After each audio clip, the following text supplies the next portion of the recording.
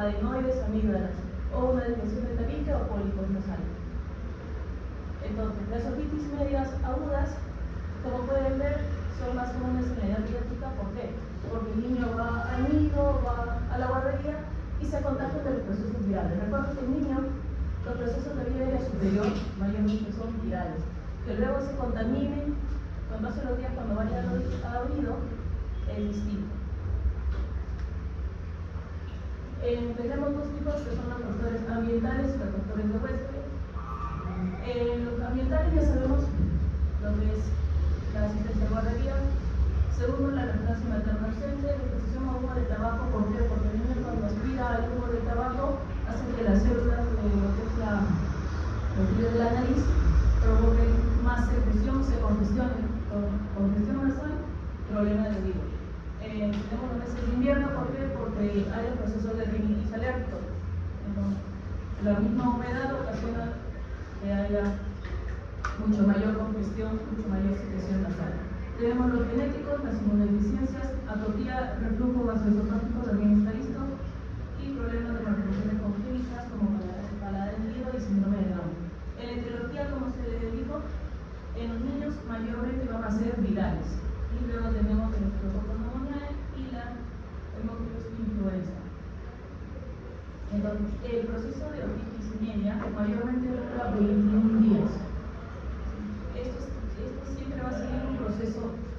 La membrana timpánica se congestiona, hay secreción, perforación timpánica y luego un cierre propio de resolución. Ahora, no dejamos que llegue hasta ese punto porque ahí es donde iniciamos el tratamiento antibiótico. Recuerde, en niños, el tratamiento antibiótico siempre en dosis altas porque tiende a complicarse con mastoides.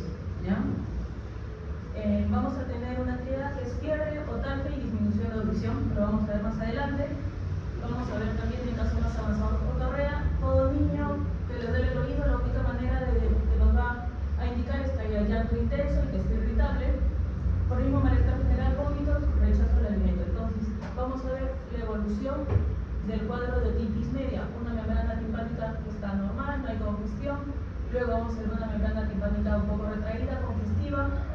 Una membrana timpánica ya opaca y en la figura de, como pueden ver, ya hay lo que es la secreción purulenta transtimpánica. Comenzando primero por la fase congestiva. Esta fase congestiva da inicio cuando el niño ya está empezando su proceso de rinofaringitis. El niño comienza con tos, secreción nasal, fiebre y se comienza a manipular el oído y ya tenemos otalgia. Siempre recuerden que oído, lo que valoramos siempre va a ser el oído sano. Iniciamos con el oído sano, luego pasamos recién a evaluar el oído que el niño se está quejando. ¿Qué vamos a ver cuando hagamos la otoscopía? Una membrana timpánica con neovasos, como pueden ver en la imagen, una membrana timpánica congestiva, retraída, lo que se conoce como, que lo podemos poder ver como un poco hundido. Luego tenemos la fase de colección, que la vamos a dividir en dos. Al inicio lo que vamos a ver es una membrana timpánica que está ahumada, vamos a ver contenido seroso. Como pueden ver, el brillo nos indica el contenido seroso. Esa es la primera fase de colección. Y la segunda fase es donde ya vemos la secreción purulenta. Vamos a ver atrás, como pueden ver en la imagen, secreción. Esto ya nos indica que está mucho más complicado. Van a ver una membrana timpánica que está bastante abombada, como por zonas de burbujas. Y luego tenemos la fase de evacuación, que significa de que ahí la secreción va a salir por la perforación timpánica, que va a ser una perforación timpánica pequeña, y por ahí mismo vamos a empezar a suturar el oído. Ahí el niño ya no va a tener fiebre, ya no va a tener dolor. Ya desde el momento que empieza a secretar el oído, ya estamos ya en las últimas fases de una otitis media aguda. Lo que sí les va a referir es una disminución de audición por la misma perforación, por la misma congestión que tiene el oído. Y su última fase de reparación, cuando son perforaciones pequeñas de membrana timpánica, se resuelven solas. Es la ventaja. Estas pueden, una perforación del 20 al 30%, bien cuidado del oído, se puede resolver y cierra por sí sola. Ya terminando este proceso de lo que es la otitis media, la audición se normaliza. Entonces, el tratamiento de primera opción tenemos amoxicilina con ácido clavulónico, lo vamos a dar en dosis de 70 a 90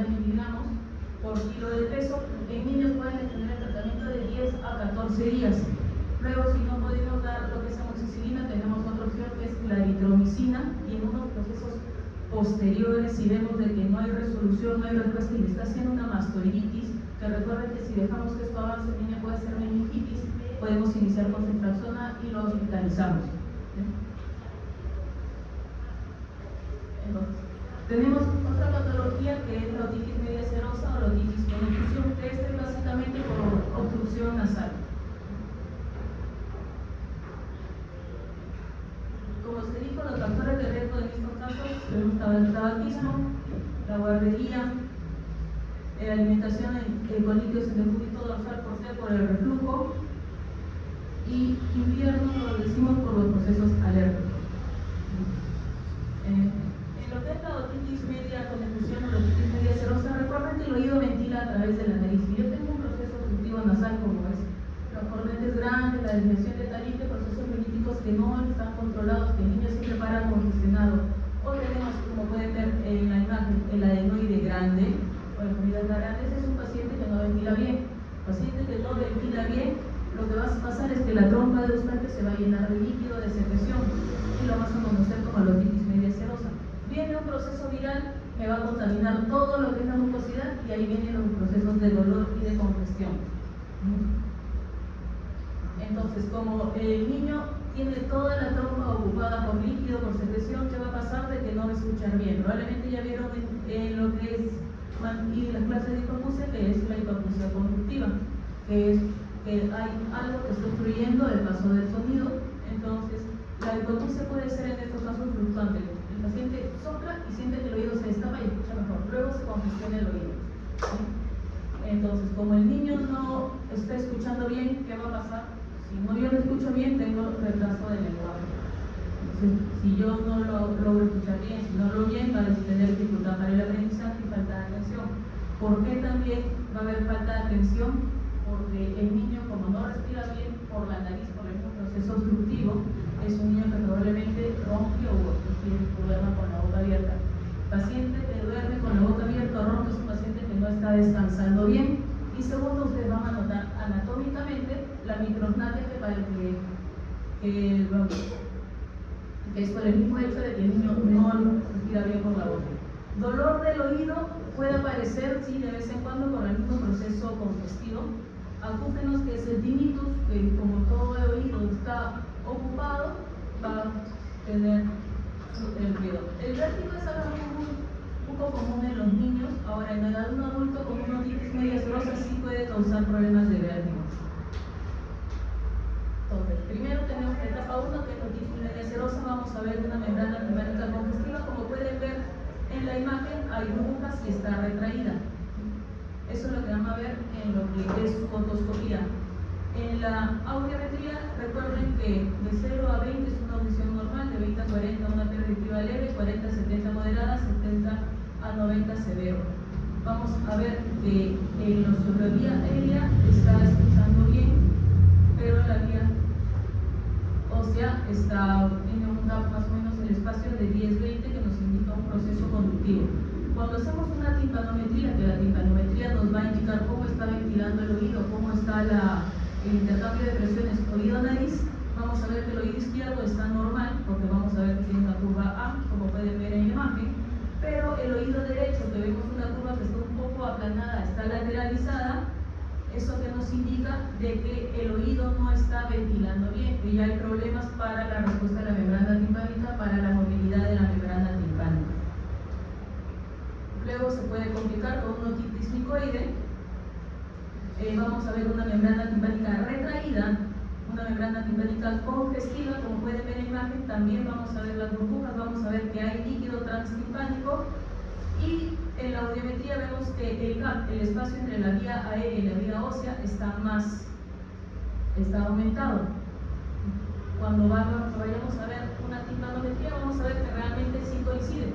El oído derecho no está pasando bien el sonido y tampoco está teniendo un buen intercambio de presiones, es una curva plana. Esto nos indica de que toda la membrana, todo el espacio de oído medio está ocupado de líquido. Si no damos tratamiento, si no buscamos que el oído, que la persona no ventile mejor, no respire mejor, todo se va a complicar y se va a hacer una telectasia de membrana timpánica. Como pueden ver, totalmente retraída, que podemos ver que es el mango del martillo, vamos a ver que también hay líquido atrás. Cuando vemos una membrana timpánica así, hacemos una timpanometría, hacemos una audiometría, y en la audiometría vamos a ver que ya tiene una pérdida conductiva moderada a severa. Y probablemente en la timpanometría vamos a ver lo mismo que en la etapa mucoide, que está una curva plana. Y si continuamos sin dar tratamiento, esperamos que el paciente se complique, lo que hacemos es una otitis media adhesiva. Como pueden ver en la imagen, la membrana timpánica está totalmente atelectásica, probablemente ya hay una probabilidad se haga una perforación también bastante amplia y tenemos ya una complicación total del oído. Ahí está, una perforación timpánica bastante amplia, que esto, el único tratamiento que podemos hacer es cirugía. Colocar un injerto para poder hacer que el paciente no esté el oído medio tan expuesto a la contaminación, más no significa que me vaya a mejorar la audición o se vaya el sonido del oído que va a tener.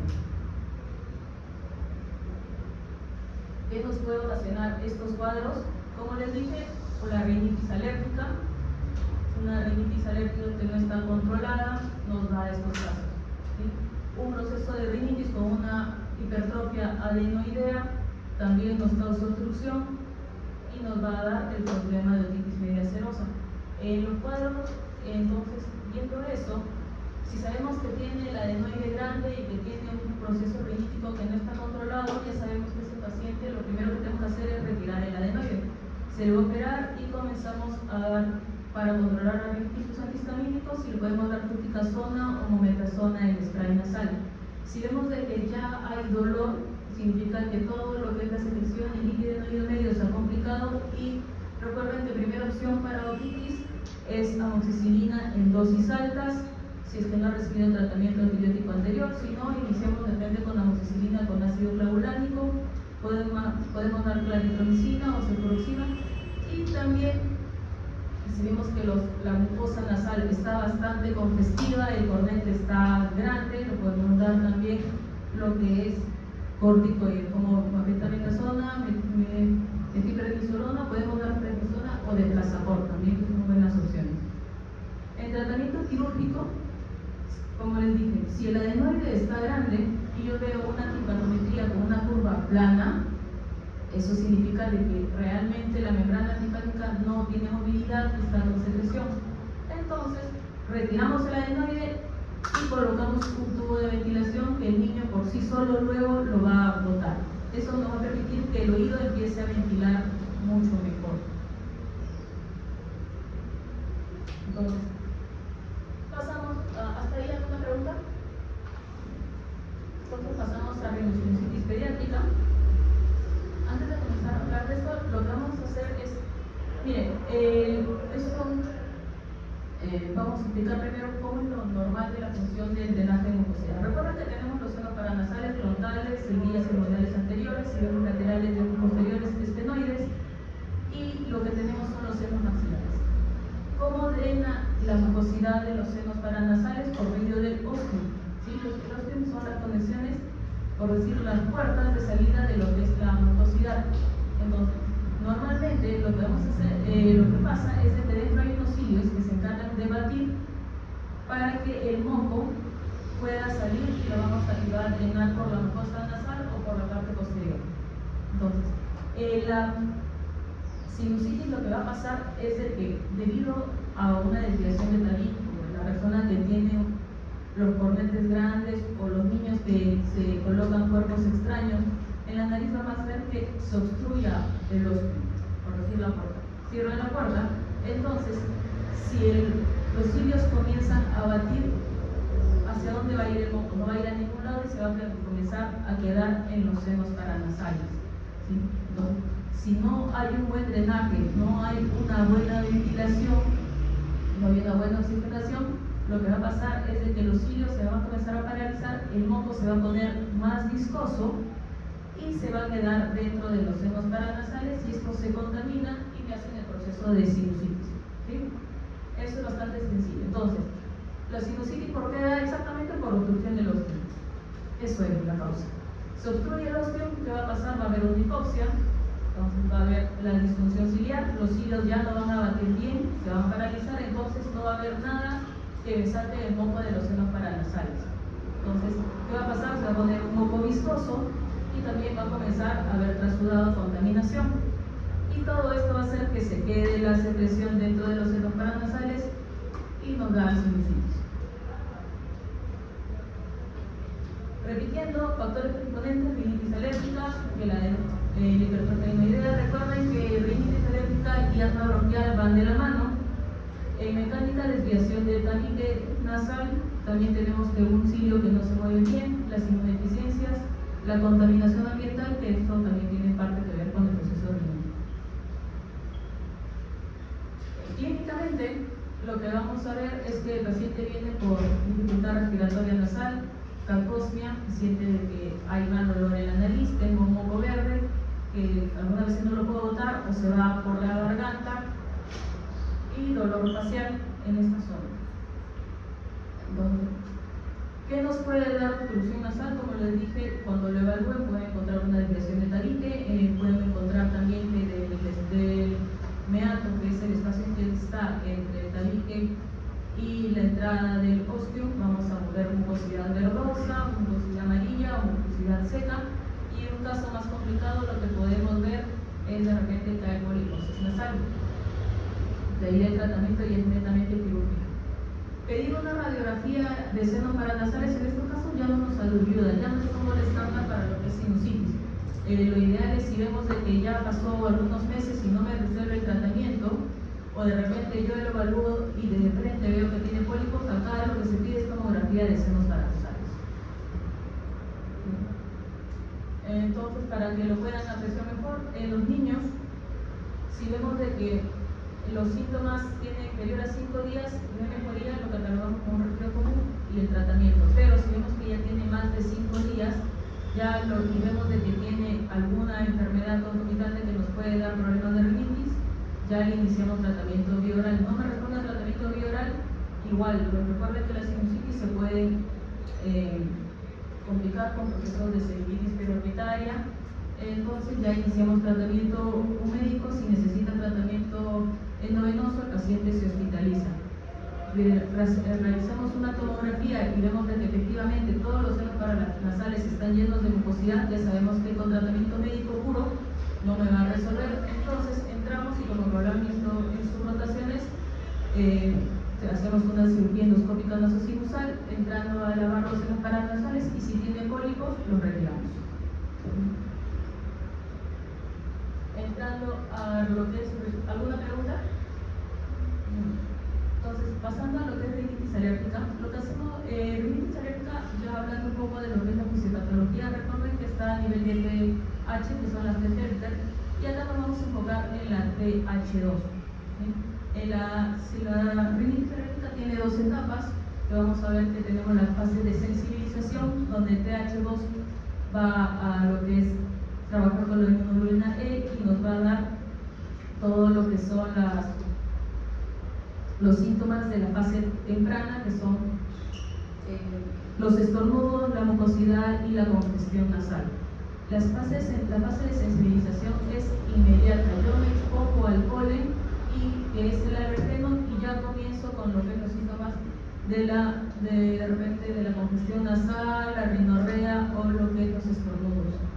Ya cuando en la fase temprana agotamos todo lo que es los eosinófilos, basófilos, neutrófilos, horas después recién pasamos para lo que es la fase tardía. En la fase tardía de la enfermedad es donde ya quedan perennes los síntomas de lo que es la rinorrea, la congestión nasal, los estornudos, y ya empiezan a notarse probablemente las ojeras y lo que el paciente se conoce como el celular rinítico, que es la marca, por tanto, manipularse la punta nasal. Para la clasificación tenemos 2, que es la intermitente y la persistente. Entonces, la intermitente la podemos catalogar como lo que es estacional. Hay cambio de clima y yo comienzo con mis síntomas de la impropia de mi rinitis, que dura menos de 4 días o menos de 4 semanas. O la persistente, y es algo que siempre estoy expuesto y tengo reacción. Entonces, mis síntomas duran más de 4 días por semana y mayor de 4 semanas.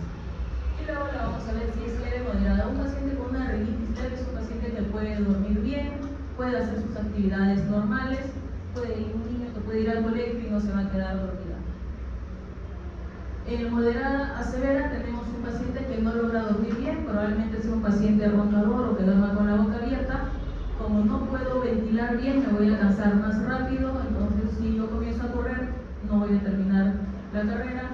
Dificultades laborales escolares porque me voy a quedar dormido, porque es un niño que no descansa bien y va a estar todo el día con lo que es la mucosidad, la congestión nasal, con la rinolaria. Entonces, clínicamente nos vamos a enfocar en 3 síntomas, que es la triada característica de la rinitis alérgica: estornudo en salvas, la obstrucción nasal por la congestión y una rinorrea acuosa. ¿Sí? Cuando evaluemos al paciente, ¿qué vamos a ver?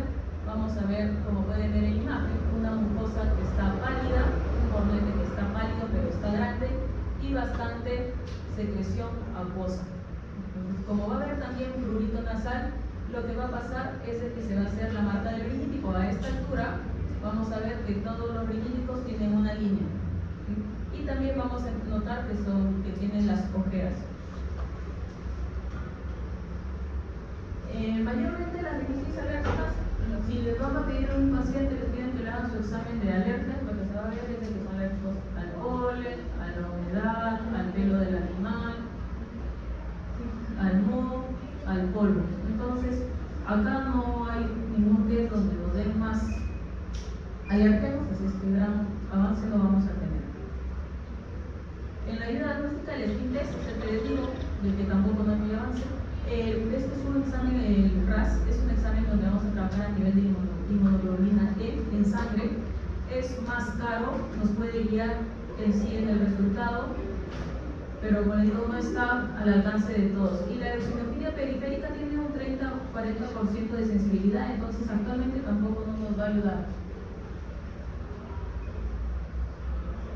Entonces, para poder iniciar el tratamiento, primero hay que hablar con el familiar del niño. ¿Por qué? Porque si yo inicio el tratamiento médico, pero tengo datos en casa, no vamos a avanzar en nada. Entonces, el tratamiento es ambiental y médico. Y recordar también que la rinitis va de la mano con el asma. Entonces, una rinitis que no está bien tratada se puede complicar a asma, y el asma siempre va de la mano con la rinitis.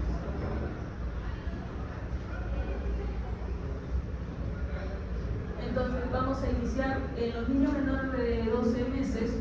Lo que tenemos a mano es la cetiricina. Vamos a iniciar un proceso de cetiricina. Luego también, ya cuando crecen, podemos ampliar mucho más con una loratadina, la fexofenadina. Y mayor de 12 años también podemos iniciar con lo que es cetiricina, loratadina, fexofenadina. Actualmente tenemos bilastina, que está mucho mejor, o ropatadina, y podemos unirlo con corticoide nasal. En los niños mayormente hay una dosis de fluato de fluticasona que es de 27.5, entonces nos ayuda bastante.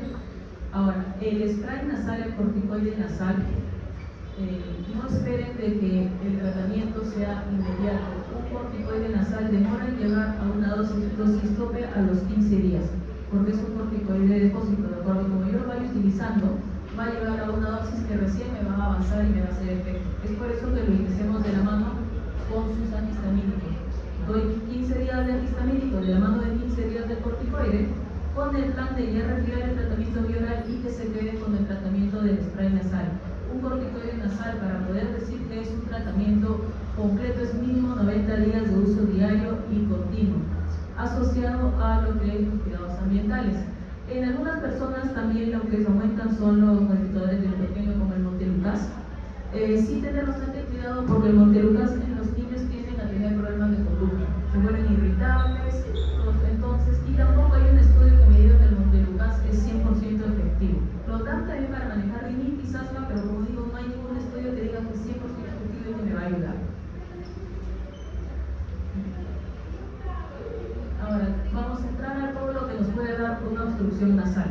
En lo que es tumores nasosinusales, hay que ver siempre que en los niños, lo que también se puede confundir con tumores son los tumores extraños, pero los rinolitos que tienen ya bastante tiempo. Todo, más común, por decirlo entre comillas, es el nasofibroma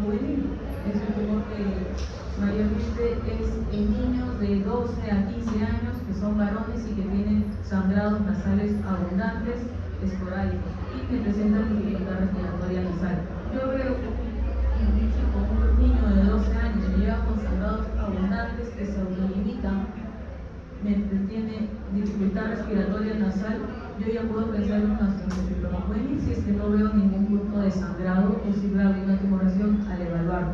En estos casos, siempre todos los tumores ya saben que el examen indicado es una tomografía de senos paranasales. Ahora vamos a pasar a lo que es estridor en pediatría. Las patologías que nos pueden dar estridor en lo que es pediatría, el primero es la laringomalacia.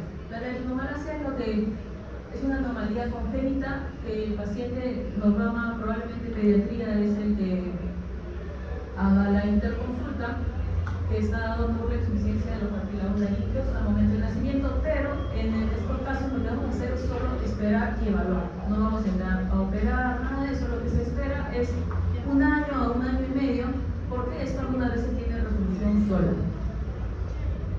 Ya viendo algo más complicado, que son causas congénitas o adquiridas, puede ser la estenosis ciclótica. Si yo veo que es congénita, al momento de hacer una nasofibroscopía, que ingresamos por la nariz con una pequeña cámara y vemos la estenosis ciclótica, o también la adquirida, porque puede darse por una intubación prolongada. Si yo veo un niño que está intubado bastante tiempo, por el contacto que tiene con las cuerdas vocales, toda la zona glótica, me va a hacer una estenosis. En estos casos, lo que se entra es a liberar esta zona, es este tratamiento quirúrgico. Parálisis de cuerdas vocales, mayormente lo vamos a ver relacionados a procesos neurológicos, también a intubaciones prolongadas.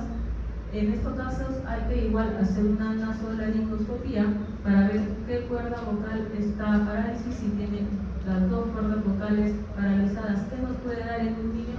Disfonía, puede dar aspiración, cuando de repente toma líquido y se atora. Y por ese motivo es que probablemente los interconsulten, y ahí vamos a ver, al hacer el examen, de que tiene parálisis de cuerda vocal.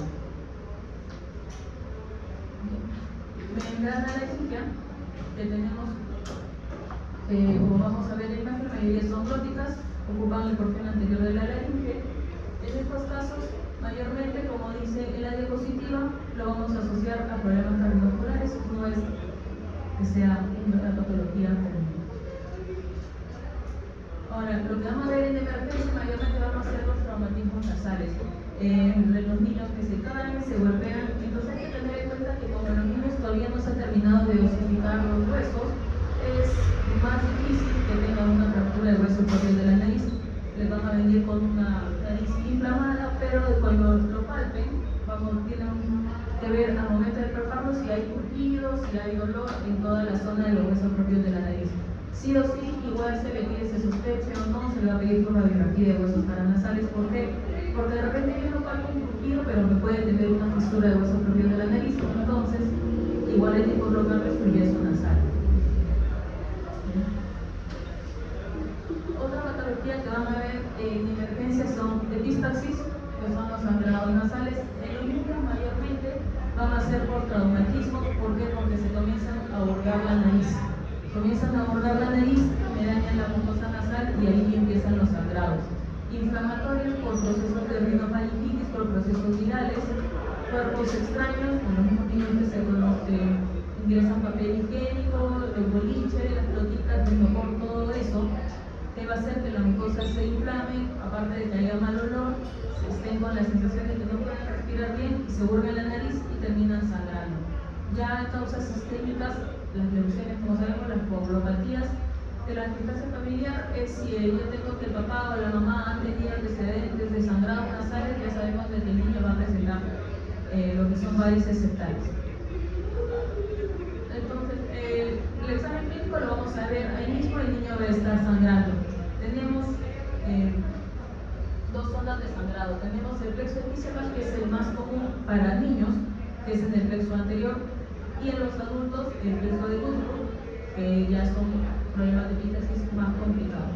En los niños mayormente, como les digo, son en la parte anterior. Entonces, si es que yo veo a un niño de que no encuentro ningún punto sangrado, ninguna varices, recién hago un estudio de una endoscopía nasal. Si no, no hago ningún otro estudio porque yo mismo voy a ver ahí las varices y se va a decidir qué hacer. Si hacemos una cauterización química con nitrato de plata al 50% y con un hisopo, si es una varice pequeña, es una varice que yo puedo ver que actualmente no está sangrando, o si no, hago una electrocauterización, que es una cabeza de varice bastante grande, pero eso, como es niño, lo hacemos en sala de operaciones. Cuando hago un taponamiento nasal, si es que el niño viene con un sangrado que no se puede controlar, con una mecha taponamos ambas fosas nasales 5 días con antibiótico y sus antihistamínicos. A los 5 días retiro el tapón y procedo a cauterizar la varice secal. Segundo, tenemos los cuerpos extraños. Los cuerpos extraños hay que tener en cuenta que en el oído, si yo lo logro ver y se puede extraer, perfecto. Si yo no lo logro ver más allá, lo ideal es no manipular el oído. ¿Por qué? Porque se puede, uno, perforar la membrana timpánica, o segundo, provocar lesión a nivel del oído y se va a hacer una estenosis del conducto auditivo y va a ser mucho más difícil retirarlo. Si yo veo un insecto, que es lo que les va a venir en emergencia, lo primero que debo hacer no es de frente buscar y jalarlo. Lo que vamos a hacer es ahogarlo. Le vamos a colocar agua oxigenada, le vamos a colocar glicerina líquida, que muera, y recién ahí voy a proceder a retirarlo. Si ustedes intentan retirarlo en el momento en que está vivo, lo que vamos a hacer es que probablemente perfore la membrana timpánica porque va a tratar de escapar.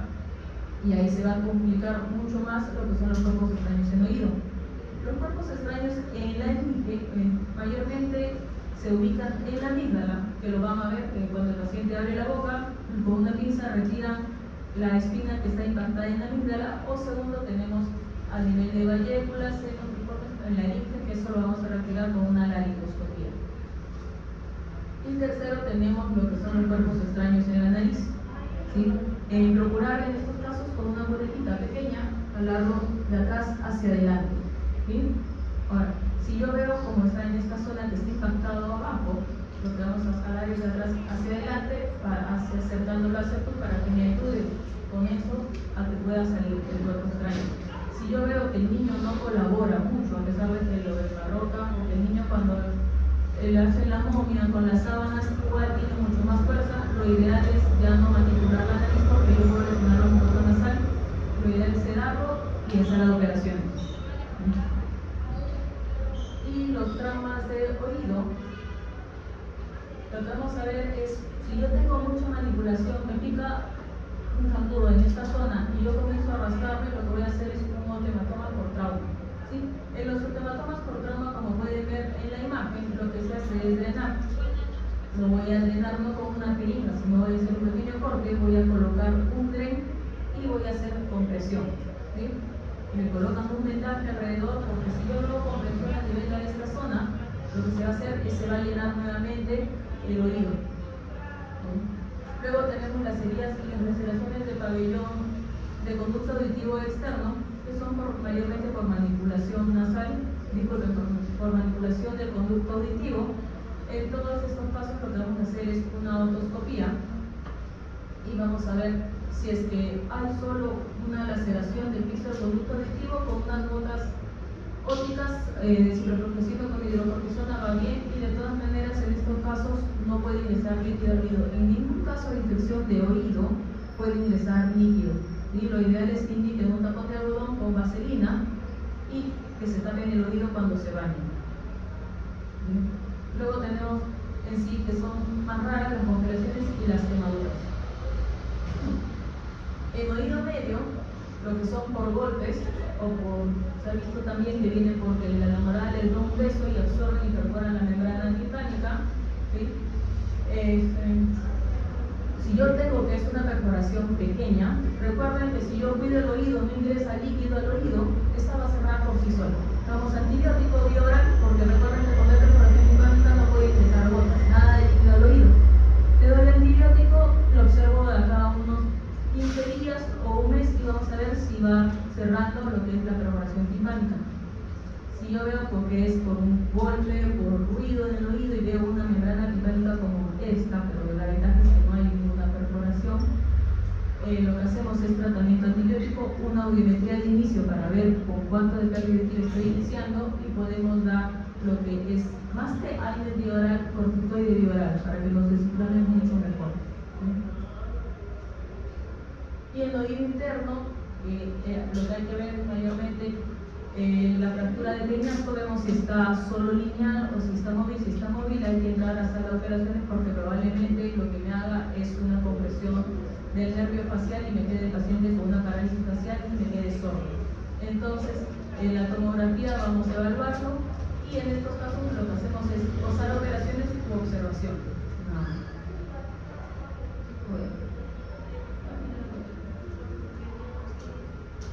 ¿Alguna pregunta?